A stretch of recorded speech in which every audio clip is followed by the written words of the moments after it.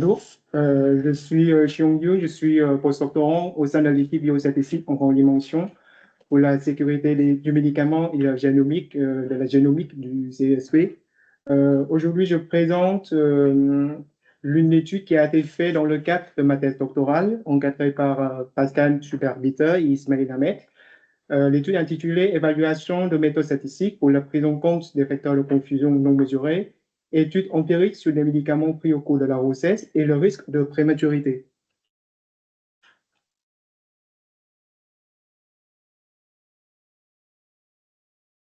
Pour le contexte, de nos jours, les bases de données médico-administratives sont utilisées de plus en plus fréquemment dans les études en pharmacoépie. Cependant, l'un des inconvénients de leur utilisation, c'est l'absence d'informations sur des facteurs de confusion, par exemple le tabac, l'alcool, la fragilité, etc. Cette absence peut biaiser les analyses et nécessite de méthodes appropriées pour prendre en compte cette absence. Pour exploiter la richesse des données médico-administratives, Schniva et collègues ont proposé l'utilisation des ensembles des covariables mesurés et corrélés avec des facteurs non mesurés pour faire un ajustement indirect.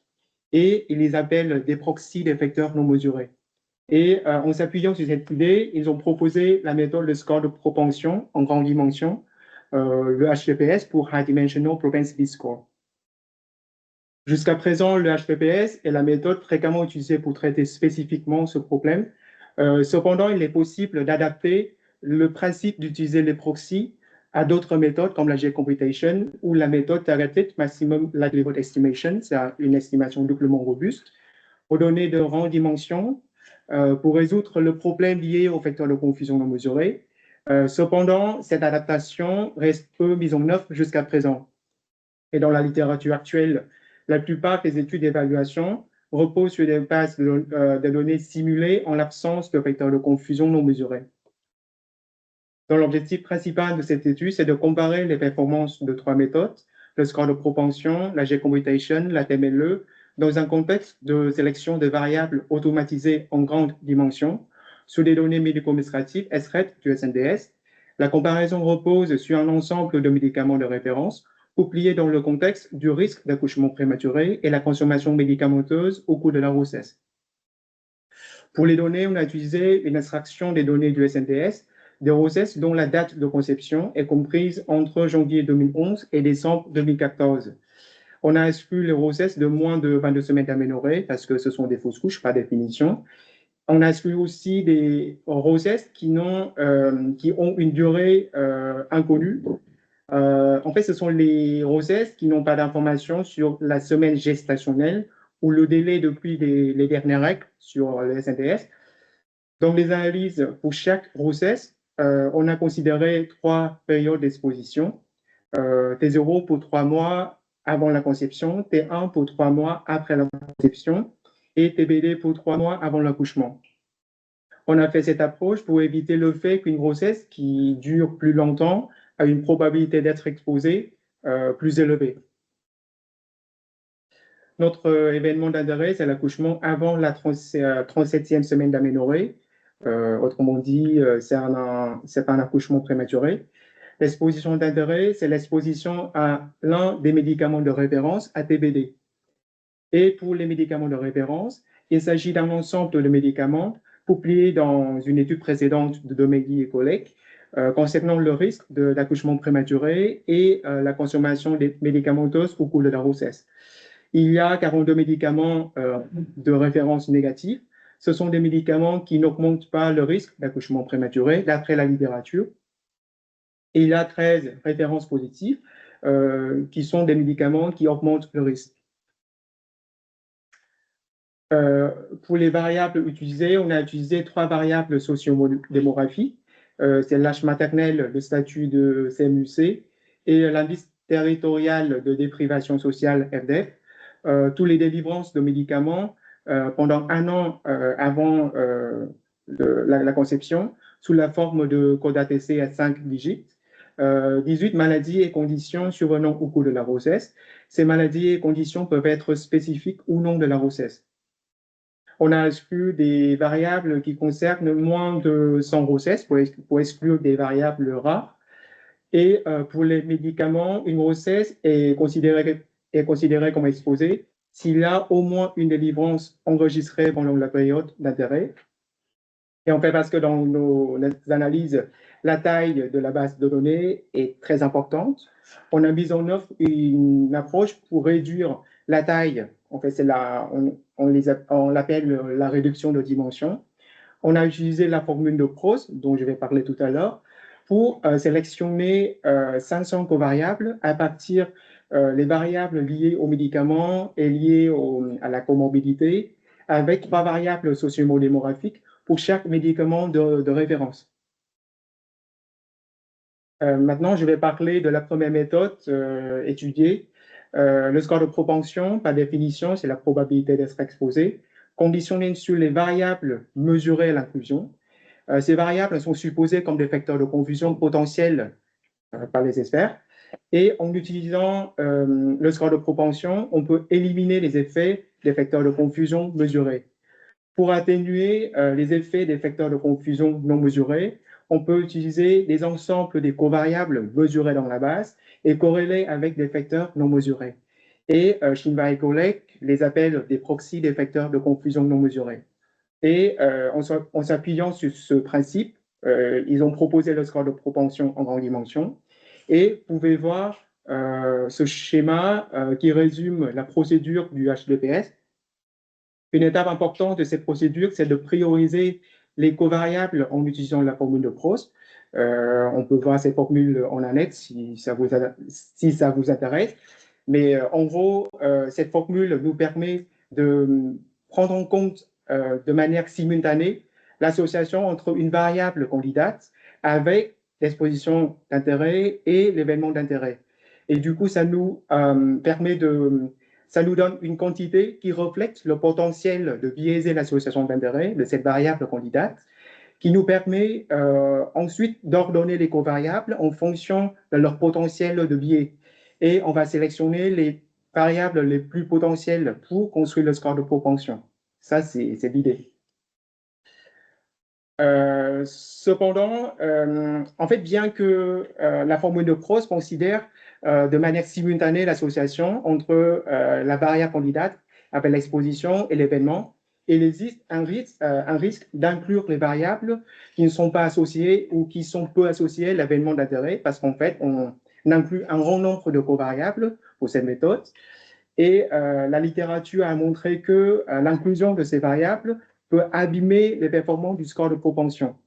Donc, ici, pour diminuer le risque d'inclure ce type de variable, on a utilisé un modèle lasso qui regresse la couche prématurée sur l'ensemble des covariables choisis par la formule de Proust pour exclure les variables qui ne sont pas associées à l'événement. Et pour expliquer un peu la régression lasso, c'est un modèle qui cherche à estimer les coefficients des covariables en minimisant cette fonction de perte. Et dans cette fonction-là, le premier terme, c'est l'ordre très exemple pondératif. C'est une fonction classique d'un modèle logistique classique avec un terme de pénalité. Et ce terme nous permet de restreindre les coefficients des covariables en fonction de la force de leur association avec l'événement d'intérêt. Et l'intérêt, c'est qu'en fait, ce modèle nous permet d'exclure les covariables qui ne sont pas associées à l'événement d'intérêt. Et le degré de pénalisation dépend du paramètre lambda qui est choisi de manière dépendante des données. Pour intégrer le score de propension dans les modèles, on a utilisé la pondération avec le poids IPTW stabilisé et le poids overlap weight. Vous pouvez voir les formules dans ce tableau ici. L'intérêt de ces deux méthodes, c'est que ce sont des méthodes qui sont robustes à la présence des scores extrêmes. Pour la G-computation, c'est la deuxième méthode qui nous intéresse. Cette méthode consiste à construire un modèle de prédiction pour prédire les événements, les outcomes de chaque individu en fonction de leurs covariables à l'inclusion et leur statut d'exposition. En fait, ici, à partir des données originales, on va construire un modèle de prédiction pour prédire les outcomes Y en fonction des covariables et de l'exposition observée. Ensuite, on va créer deux pseudo-bases de données dans laquelle, dans une base de données, tous les individus sont exposés et dans l'autre base de données, tout le monde n'est pas exposé. En fait, c'est un scénario où toute la population est exposée versus non exposée. Et ensuite, on va appliquer le modèle de prédiction qu'on a construit dans l'étape 1, pour prédire ce qui se passe quand toute la population est exposée versus non exposée, et après calculer la quantité causale qui nous intéresse, par exemple l'odds ratio pour notre étude. Et pour faire le modèle de prédiction ici, on a utilisé le modèle Lasso qu'on a fait pour l'étape de la réduction de dimension. La méthode TMLE, c'est un estimateur doublement robuste. En fait, c'est une méthode qui combine les prédictions de la G-computation et le score de propension en grande dimension. Et l'idée, c'est que cette méthode demande au moins un seul modèle soit correct pour que son estimation est correcte. Et en fait, on peut combiner ces deux prédictions en utilisant un modèle logistique qui régresse la courbe observée au logique des prédictions de la G-computation et l'index du score de propension, et qui nous permet d'avoir des nouvelles prédictions de TMLE. Et ce schéma résume nos analyses. On va partir d'environ 1800 covariables liés aux pathologies et médicaments. On utilise la formule de Prost pour sélectionner 500 covariables les plus potentiels en termes de biais de confusion. On a juste un modèle d'assaut qui créerait le risque de la prématurité à l'exposition d'intérêt, 500 covariables sélectionnés par la formule de Prost et 3 covariables sociodémographiques. On va utiliser ce modèle d'assaut pour créer les prédictions de la G-computation. On utilise l'ensemble des variables retenues par le modèle d'assaut pour ensuite estimer le score de propension. Et après, on va combiner ces deux prédictions pour faire la TMLE. Pour mesurer les performances des méthodes, on s'intéresse à la proportion de faux positifs et de vrais positifs générés par les méthodes. Autrement dit, ce sont les médicaments de référence qui ont la borne inférieure de l'intervalle de confiance des odds ratios supérieurs à 1. Et chez les références négatives, ce sont des faux positifs. Et chez les références positives, ce sont des vrais positifs. Et outre la comparaison entre les trois méthodes entre eux, on a comparé aussi les résultats des trois méthodes avec un modèle PUT. C'est un modèle logistique qui créerait le risque d'accouchement prématuré à l'exposition d'intérêt et avec les expositions aux mêmes médicaments de référence AT0, T1, ainsi que les trois covariables socio-démographiques. Pour le résultat, dans nos analyses, il y a environ 2,2 millions de grossesses avec l'âge maternel médian est de 30 ans. La prévalence d'accouchement prématuré est de 7,74%. La plupart des médicaments de référence a une faible prévalence. Par exemple, vous pouvez voir que pour les références négatives, 60% des références négatives concernent moins de 1% des grossesses. Et chez les références positives, le médicament le plus fréquent, c'est l'oxazepam avec une prévalence de 0,23%. Pour les résultats chez les références négatives, le modèle TRUT a généré la proportion la plus élevée de faux positifs, suivi par le score de propension avec le poids IPTW stabilisé. La combinaison des deux méthodes via une estimation doublement robuste a légèrement réduit la proportion de faux positifs. Vous pouvez voir que ça fait 45% pour la TMLE et 47% pour la G-computation. Il y a 14 faux positifs communs identifiés par toutes les méthodes et l'ensemble des faux positifs détectés par le modèle TRUT incluait ceux produits par les autres méthodes. Chez les références positives, le modèle TRUT et la G-computation on produit la proportion la plus élevée de vrais positifs.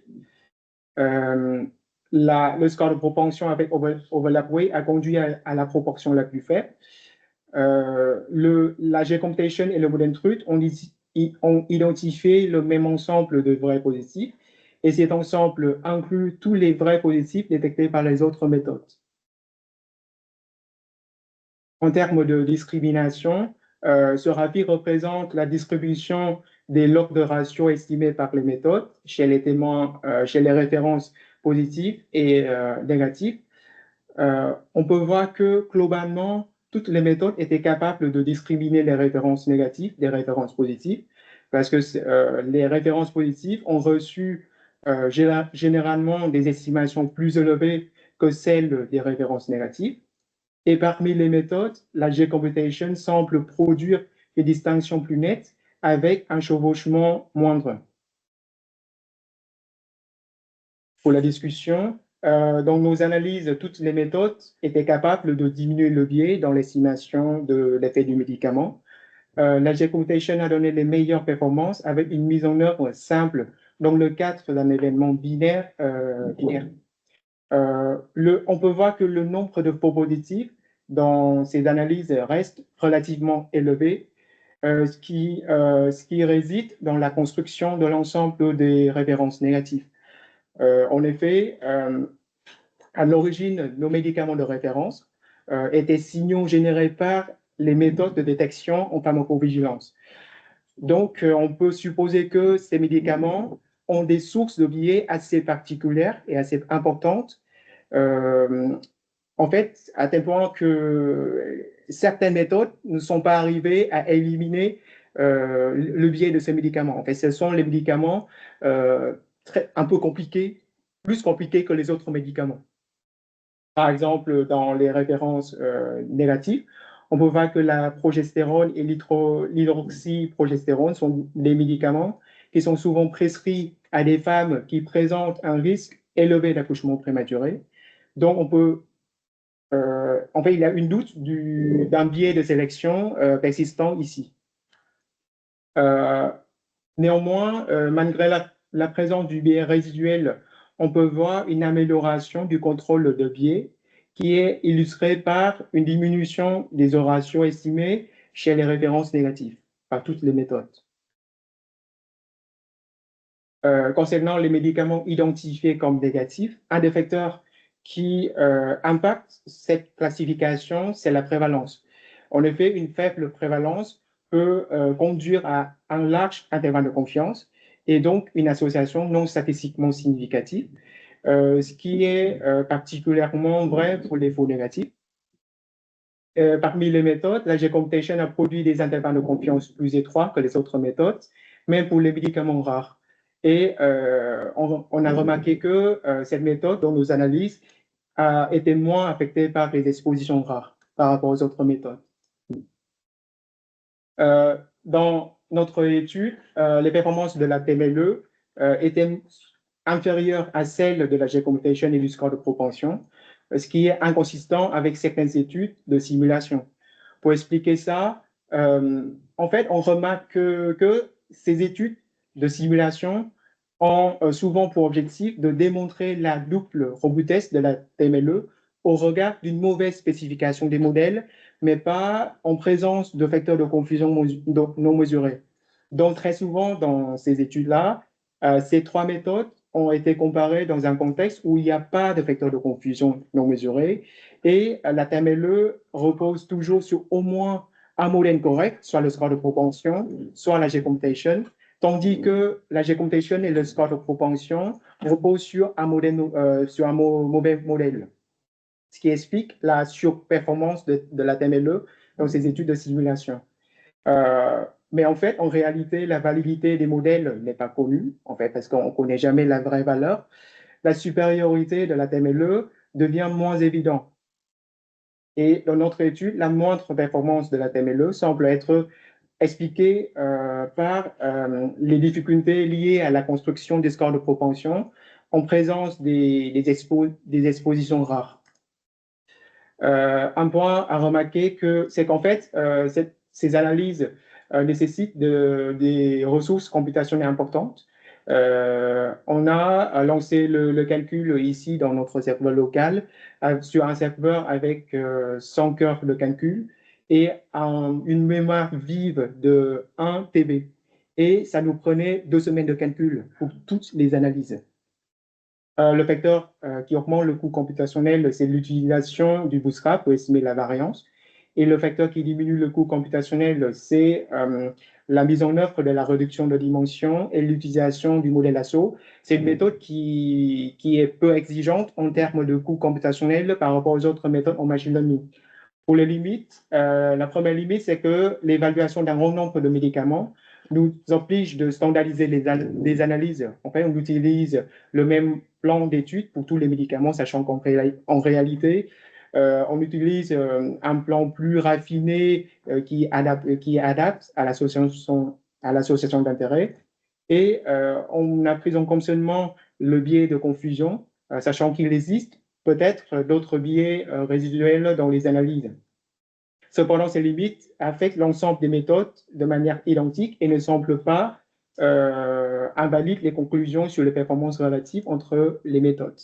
Pour plus de détails, en fait, vous pouvez voir notre article publié récemment sur la revue Clinical Translational Science. Et je vous remercie de votre attention.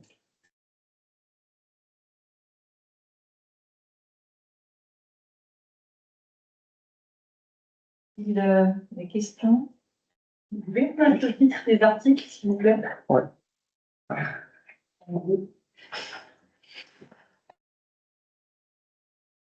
Une autre question? Oui, je leur pose des questions.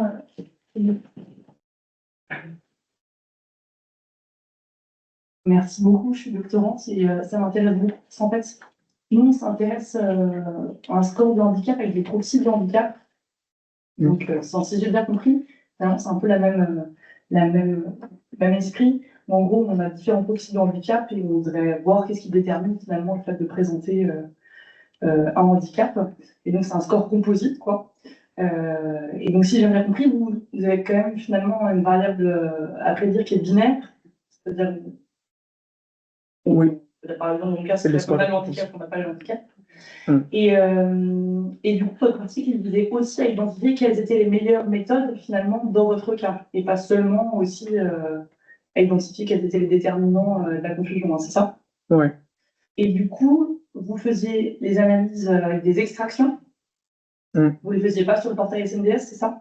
Oui, en fait, parce qu'à l'époque, oui, on avait une extraction du données du SNDS qui est hébergée ici, à Bunechief. Ok. Ouais. Ok. Et donc, votre conclusion, finalement, sur les méthodes, c'est que pour une variable binaire, ouais. CG Lasso et... Pardon, CG computation... Oui, en fait, dans cette étude-là, la G-computation marchait le mieux, en fait, mieux que les autres méthodes. Ouais. Ok, bravo, quelle impression. Ouais. Merci. Mais en fait, il faut faire attention, en fait, parce que dans ce contexte-là, c'est plutôt des expositions rares. C'est pour ça qu'en fait, on suppose que pour le score de propension qui s'appuie sur l'exposition, peut-être cette méthode ne marche pas très bien en présence des expositions rares. Mais dans d'autres contextes, peut-être ça peut être différent. Ouais, alors que le handicap, pour le coup, c'est très d'accord. Ok, merci. Bien. Déjà un appel. Est-ce que Alexandre est là? Le dernier orateur. Ah, très bien. Alexandre est là, parfait. Il reste malgré tout une petite question si vous avez. Est-ce qu'en ligne, il y a des choses? Non? Question? Bon, moi, juste une mini question. Le fait d'avoir utilisé la prématurité dans son ensemble et peut-être, si on zoomait sur la prématurité extrême, par exemple, donc il y en aurait, enfin, un peu plus sévère, certes, il y en aurait moins, mais peut-être que ça serait un événement plus spécifique et tu n'as pas essayé du tout. Non. Mais en fait, parce que l'intérêt, c'est de comparer toutes les méthodes Oui. dans un même. Oui, donc c'était pas l'objet, n'était pas. Ouais. Et peut-être aussi, dans le cas où l'événement est rare aussi, peut-être. Oui, ça va être encore pire moi, parce qu'en termes de rareté. mieux. D'accord, d'accord. Ok, bon, très bien, merci encore.